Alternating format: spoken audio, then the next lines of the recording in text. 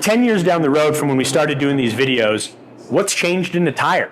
Well, a lot's changed in cars, but what's changed in this rubber?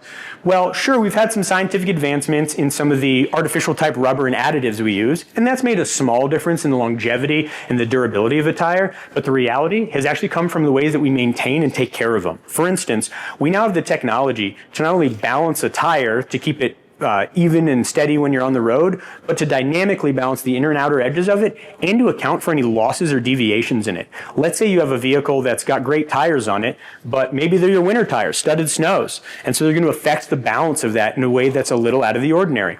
Most tire stores will actually balance the tire before the stud gun goes on it so they know it's even, but then they've added weight to it.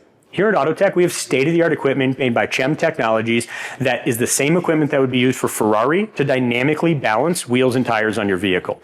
So if you just want to get the best usage out of them and stay safe, that's what we want. And if you want to get the same care that Ferrari gets for its car, come and see us.